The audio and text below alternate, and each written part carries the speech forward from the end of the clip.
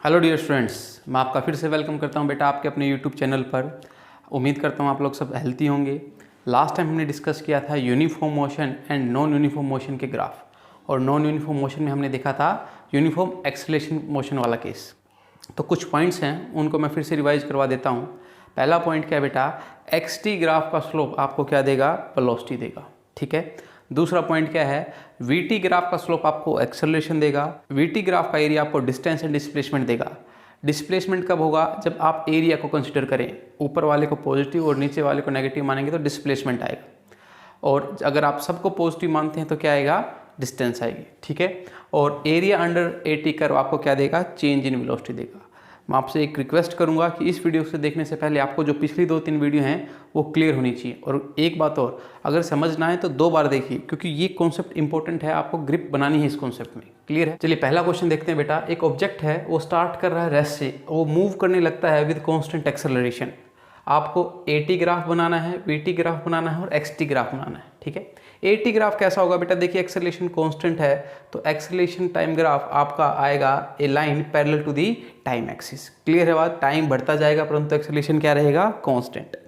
Second, velocity time graph कैसा होगा बेटा, देखिए एक्सेलरेशन कांस्टेंट है, इसका मतलब वेलोसिटी इक्वल अमाउंट में चेंज कर रही होगी in equal interval of time. ठीक है। मतलब t इजिकल टू 1 पर वेलोसिटी अगर मैं मानूँ लेट 2 है तो t इजिकल टू 2 पर कितनी हो गई, लेट 4। t इजिकल टू 3 पर कितनी हो जाएगी, 6। t इजिकल टू 4 पर कितनी हो जाएगी, 8।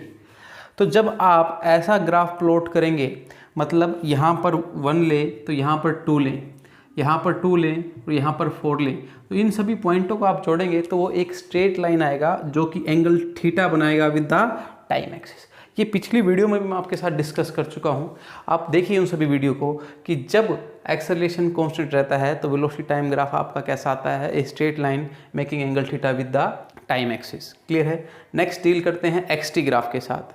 आपको पता है लास्ट वीडियो में भी मैंने बार बार बोला है कि जब वेलोसिटी इंक्रीज करे तो एक्स टी कर्व किस तरफ मूव करेगा, एंटी क्लॉकवाइज मूव करेगा। क्लियर हो रही है बात आपको, देखिए उस पॉइंट को जाकर दोबारा, जब वेलोसिटी इंक्रीज करे एक्स टी कर्व आपका एंटी क्लॉकवाइज क्या करेगा, मूव करेगा।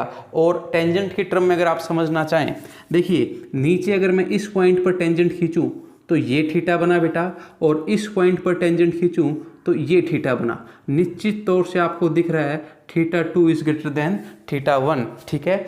आपको पता है कि एक्स टी ग्राफ पर अगर आप टेंजेंट खींचते हैं और उसका टाइम एक्सिस के साथ एंगल देखते हैं, अगर आपका थीटा बढ़ रहा है तो अल्टीमेटली क्या बढ़ जाएगा, आपकी वेलोसिटी बढ़ जाएगी। क्लियर है। तो यहाँ से भी देख सकते हैं कि स्लोप ऑफ एक्स टी आपको क्या देता है, वेलोसिटी।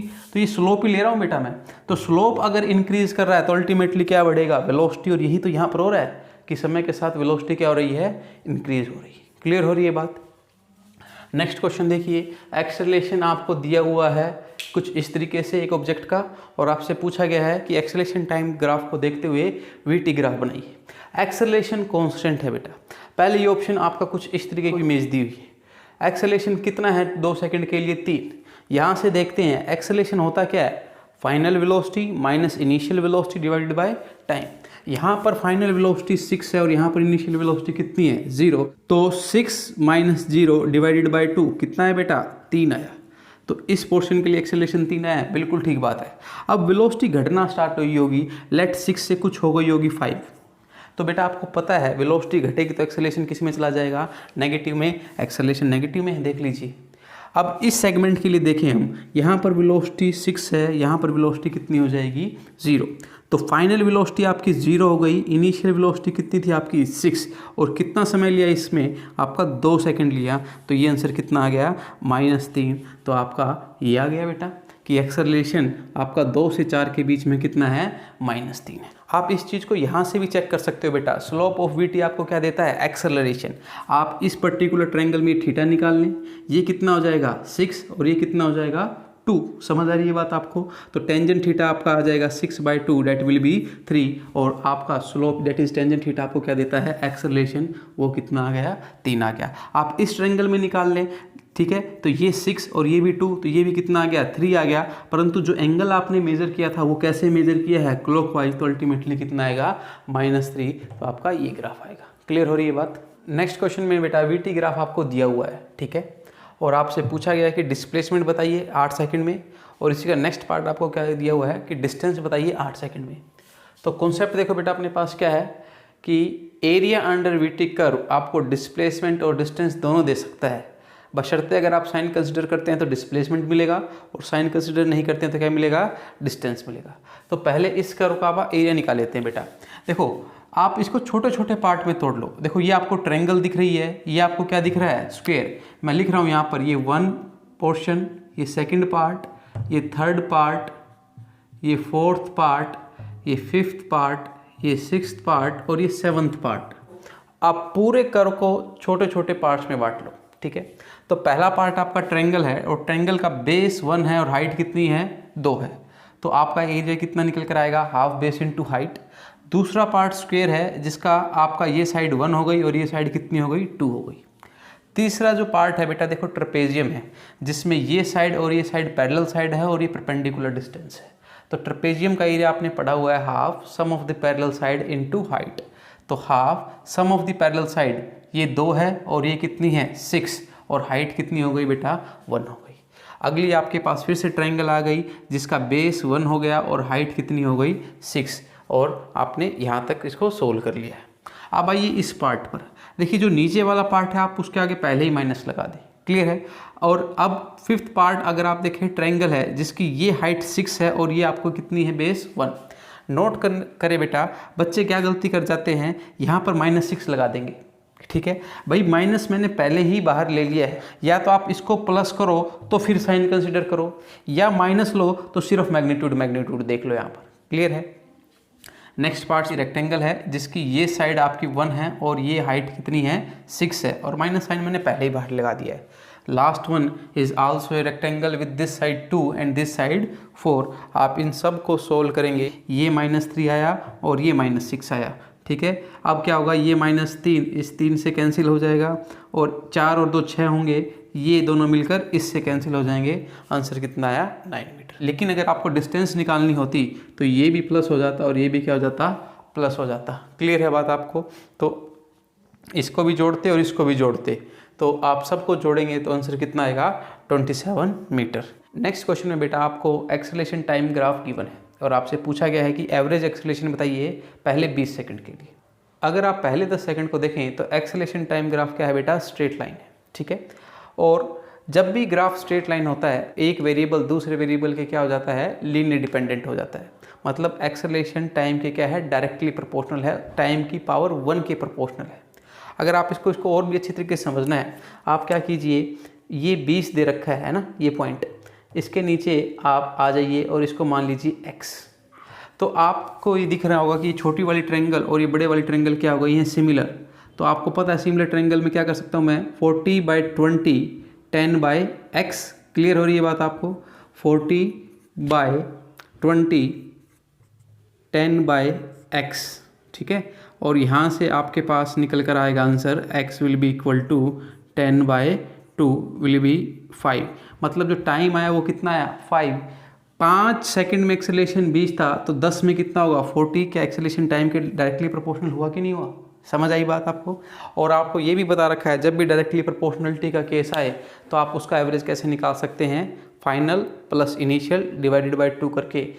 10 सेकंड के लिए फाइनल 40 है, इनिशियल 0 था, तो आपके पास average acceleration for first 10 second कितना आ गया है, 20 आ गया है। क्लियर है बात। अब देखिए थोड़ा ध्यान से नेक्स्ट।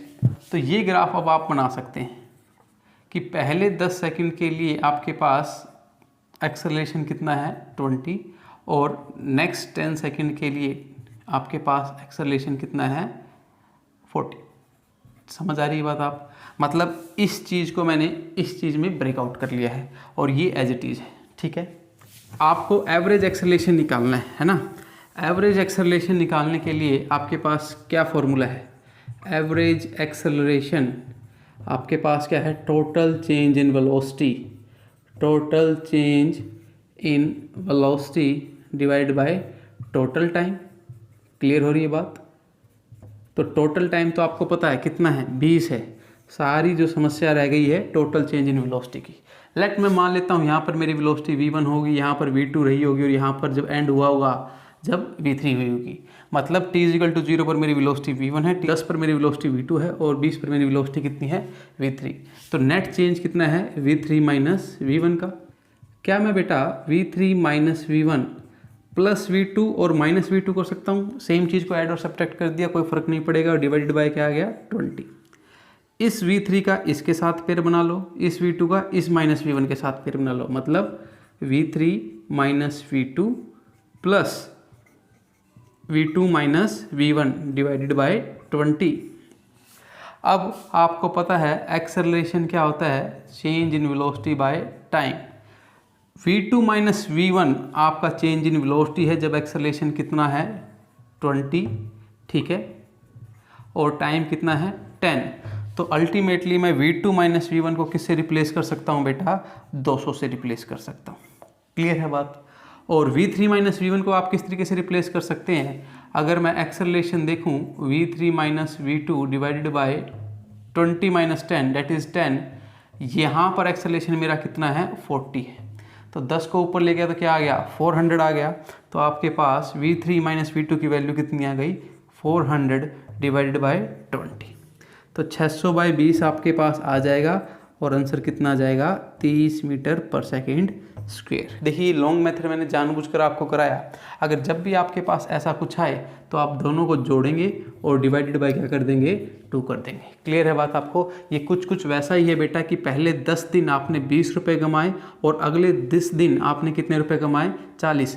अगर आप 10-10 रुपये यहाँ पर ट्रांसफ़र कर दें तो ये 30 हो जाएंगे पहले 10 दिन के लिए, और ये भी कितने पर आ जाएगा 30 पर आ जाएगा, क्योंकि 10 रुपये यहाँ से तो कम हुए और 10 रुपये यहाँ पर ऐड हुए, तो एवरेज आपका कितना आया 30 आया। नेक्स्ट क्वेश्चन में बेटा आपको एक्सेलरेशन टाइम गिवन है एक ऑब्जेक्ट का फॉर 10 सेकेंड, ठीक है, और ये बोला गया है कि t इजिकल टू 0 पर पार्टिकल की वेलोसिटी कितनी थी 8 मीटर पर सेकेंड। आपको बताना क्या है वेलोसिटी आफ्टर 10 सेकेंड, ठीक है। इस कॉन्सेप्ट पर आइए आप, एरिया अंडर 80 कर्व आपको क्या देता है चेंज इन वेलोसिटी। मैं इस पूरे कर्व का क्या निकाल लूंगा एरिया निकाल लूंगा और इसको किसके बराबर रख दूंगा चेंज इन वेलोसिटी के बराबर।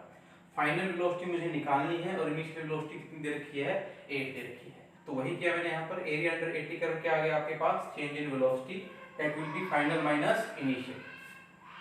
ऊपर वाली ट्रायंगल है इसका एरिया कितना आएगा हाफ, बेस कितना हो गया 6 और हाइट कितनी हो गई 10, ठीक है, और नीचे वाला एरिया आपको नेगेटिव लेना पड़ेगा, ठीक है। ये हाइट आपकी कितनी है 20/3 और ये जो बेस है वो कितना हो गया 4 सेकेंड, तो minus half 4 into 20/3 is equal to final minus initial velocity.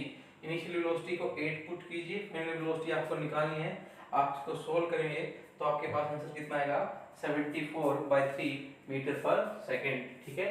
Next question में बेटा आपको एक पार्टिकल का स्पीड टाइम ग्राफ दे रखा है और आपसे पूछा गया है कि distance travelled by the particle बताइए between t equal to 2 second to t equal to 6 second. आपको ग्राफ इस तरीके का गिवन है जिसमें ये 5 डाटा गिवन है, 10 गिवन है और 12 गिवन है, लेकिन उसने पूछा है 2 से 6 के बीच। तो आपको पता है कि स्पीड टाइम ग्राफ अगर मैं एरिया निकाल लूंगा तो मुझे क्या देगा डिस्टेंस देगा। 2 कहाँ पर होगा बेटा, कहीं यहाँ पर होगा और 6 कहीं यहाँ पर होगा 5 के करीब। तो अल्टीमेटली मेरे को इस पर्टिकुलर एरिया को निकालना है। इसको मैं 2 भागों में स्प्लिट कर लेता हूं, पार्ट 1 एंड पार्ट 2, ठीक है। पार्ट 1 एक ट्रेपेजियम है, पार्ट 2 भी एक ट्रेपेजियम है। पार्ट 1 में एक साइड 12 है और दूसरी पैरेलल साइड लेट x1 है, ये मुझे पता नहीं है, ठीक है। इसी तरीके से पार्ट 2 में एक साइड आपकी कितनी हुई 12 और दूसरी साइड लेट कितनी हुई x2। परपेंडिकुलर हाइट तो मुझे पता है, इस पर्टिकुलर पार्ट 1 में कितनी है 3 और पार्ट 2 में कितनी है 1, ठीक है। तो अब इन दोनों ट्रेपेजियम का बेटा एरिया निकाल लेते हैं, अपनी बात बन जाएगी। एरिया निकालने का फॉर्मूला क्या होता है ट्रेपेजियम का, half sum of the parallel side into height. Trapezium 1 में आपको ये साइड तो पता है कितनी है 12, ये साइड आपको निकालनी पड़ेगी। इसी तरीके से ट्रेपेजियम 2 में ये साइड आपको पता है x2 आपको निकालनी पड़ेगी। अगर आप देखें ध्यान से बेटा इस ट्रायंगल में, ठीक है, तो ये बड़े वाली ट्रायंगल और ये छोटे वाली ट्रायंगल आपकी सिमिलर है, ठीक है। तो आपको पता है सिमिलर ट्रायंगल्स के लिए मैं क्या लगा सकता हूँ 12/x1 इज इक्वल टू 5/2, ठीक है। यहाँ से अपने पास क्या निकल जाएगा x1 निकल जाएगा। इसी तरीके से इस पर्टिकुलर ट्रायंगल को भी देखिए आप, ठीक है, ये ट्रायंगल और ये x2 वाली ट्रायंगल सिमिलर है, ठीक है।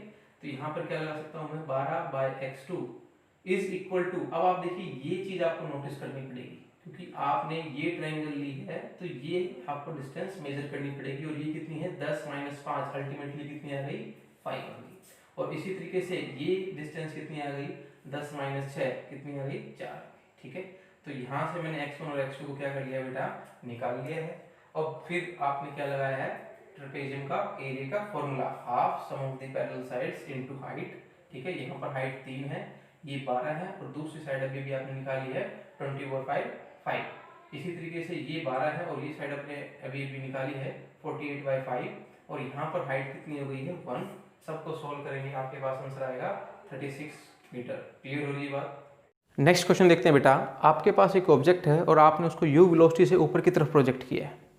तो आपको पता है कि कोई ऑब्जेक्ट जब ऊपर जाता है तो वो एक सर्टेन हाइट को अटेंड करता है और फिर वापस उसी पाथ को क्या करता है रिट्रेस करता है। ठीक है, तो ये ऑब्जेक्ट कुछ इस तरीके से जाएगा, एक हाइट को अटेंड करेगा और फिर सेम पाथ को रिट्रेस करता हुआ वापस आ जाएगा। ये अलग पाथ जस्ट मैंने आपकी क्लियरिटी के लिए बनाया है। ठीक है, अब एक बात बताओ आप कि ऑब्जेक्ट यहाँ से u वेलोसिटी से चला और हाईएस्ट पॉइंट पर जाकर वो रुक गया, क्योंकि अगर वो रुकता नहीं तो और ऊपर जाता है ना, रुका तभी तो पाथ क्या किया रिट्रेस किया।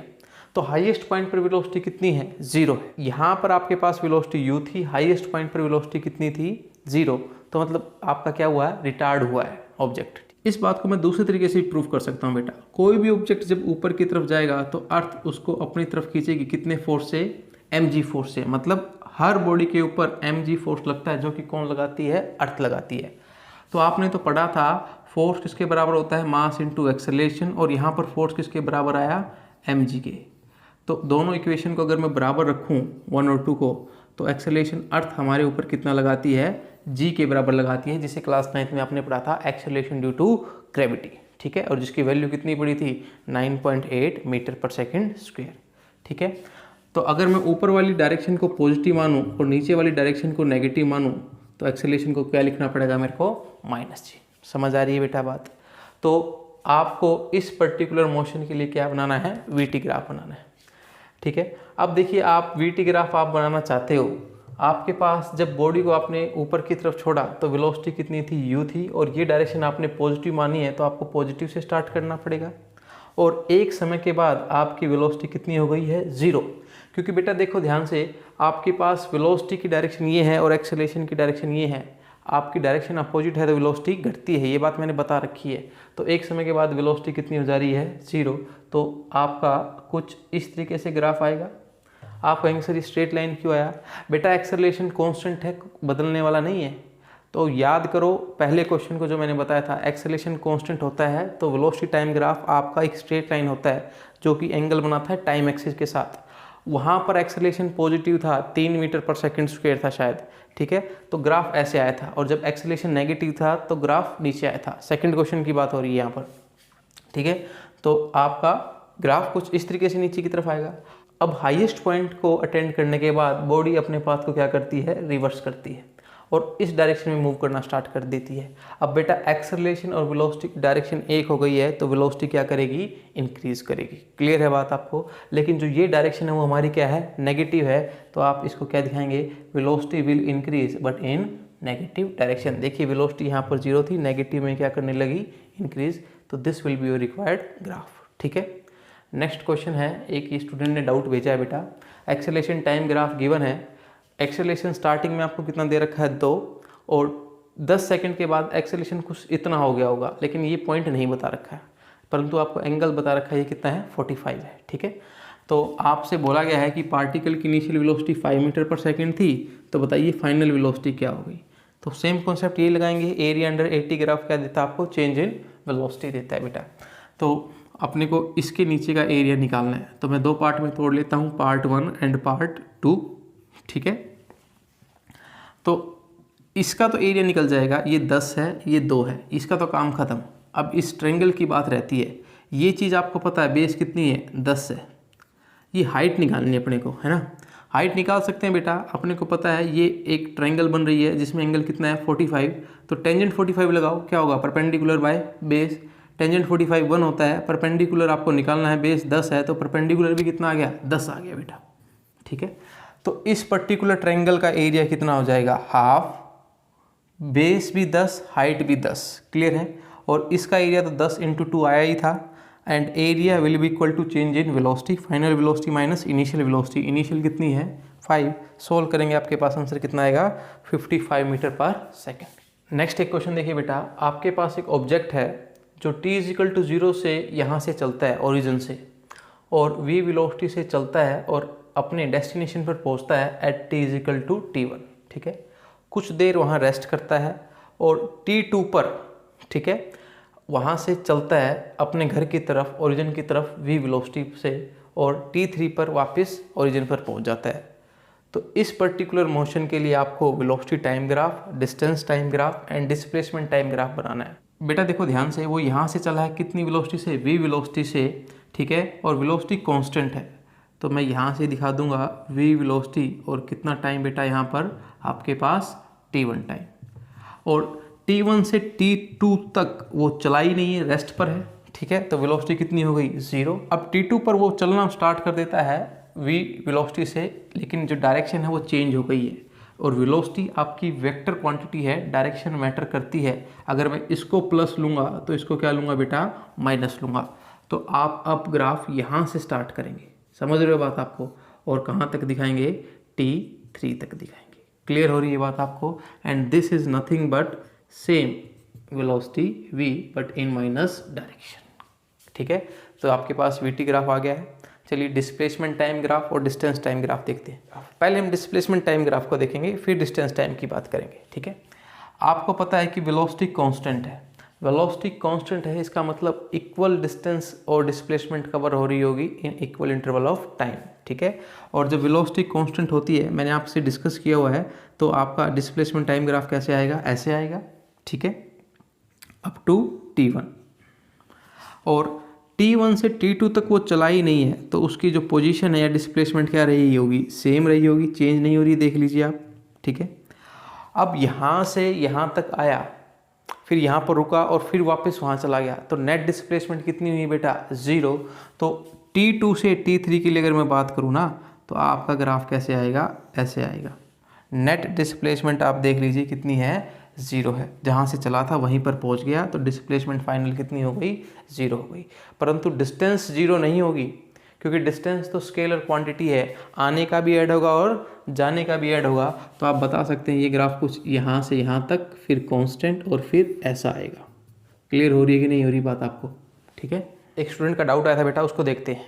एक ट्री दे रखा है और ट्री की हाइट कितनी दे रखी है आपको, 11 मीटर, और एक आदमी इस ट्री को क्या करना चाहता है, क्लाइम करना चाहता है, और वो 5 मीटर क्लाइम करता है पहले 2 सेकंड में, ठीक है, लेकिन स्लिप कर जाता है 3 मीटर इन नेक्स्ट 2 सेकंड्स, ठीक है। मतलब पहले 2 सेकंड 5 चढ़ा और अगले 2 सेकंड में 3 नीचे आ गया। तो अल्टीमेटली मैं बोल सकता हूँ कि 4 सेकंड में नेट जो फ़ायदा हुआ, या फिर नेट वो जितना क्लाइम किया वो कितना है, 2 मीटर है, ठीक है। और इस तरीके से प्रोसेस रिपीट होता है। इस प्रोसेस का आपको एक्सट्री ग्राफ बनाना है, कब तक का, जब तक कि आदमी टॉप पर ना पहुँच जाए, ठीक है। और आपको टाइम भी फाइंड आउट करना है to reach the top of the tree, and total distance cover by the man भी आपको निकालनी है, ठीक है बेटा। चलिए कोशिश करते हैं। इस तरफ मैंने क्या ले लिया है, टाइम एक्सिस, और इस तरफ मैंने क्या ले लिया है, अपनी पोजीशन या फिर डिस्प्लेसमेंट एक्सिस, ठीक है। यहाँ पर मैंने 2-2 का क्या लिया है, स्केल लिया है, क्योंकि टाइम आपका 2 सेकंड के हिसाब से चल रहा है, और ऊपर मैंने 1 सेकंड के हिसाब से स्केल ले लिया है। तो पहले 2 सेकंड में मैं कितना चला गया, 5 मीटर ऊपर चला गया, तो 2 सेकंड में मैं 5 मीटर ऊपर चला गया, ठीक है। लेकिन अगले 2 सेकंड में मैं कितना नीचे आ गया बेटा, 3 नीचे आ गया, तो नेट डिस्प्लेसमेंट मेरी कितनी रही, 2 रही, ठीक है। फिर से मैंने ट्राई किया, 5 मीटर में ऊपर चला गया अगले 2 सेकंड में, ठीक है, लेकिन अगले 2 सेकंड में मैं फिर 3 क्या आ गया, नीचे आ गया। तो आप देखें 5 यहाँ था और 3 नीचे आ गए, तो 2 बचा यहाँ पर, फिर 5 ऊपर गए तो कितना हो गया, 7 में से 3 नीचे आ गए, तो यहाँ पर कितना बच गया, 4 बच गया। 4 में फिर आप 5 गए तो यहाँ पर 9 आ गया, और 3 नीचे आ गए तो कितना बच गया बेटा, 6 बच गया, ठीक है। अब 6 में आप क्या जाएंगे, 5 नेक्स्ट 2 सेकंड्स में, तो 11 पर अचीव हो गया बेटा, ठीक है। अब अपने को यहीं तक निकालना है कि टॉप पर कब पहुँचेगा, ठीक है। उसके बाद नहीं सोचना कि अब स्लिप होगा कि नहीं होगा सर, टॉप पर पहुँचने तक आपको क्या निकालना था, टाइम निकालना था। तो टोटल आपको टाइम कितना लगा, 14 सेकेंड लगा। ठीक है, टोटल डिस्टेंस सबको जोड़ दीजिए, 5 जाने का 3 आने का, फिर 5 जाने का 3 आने का, 5 जाने का 3 आने का और फिर 5 जाने का, सब डिस्टेंस को जोड़ दीजिए, आपका आंसर कितना आएगा 29 मीटर। क्लियर है।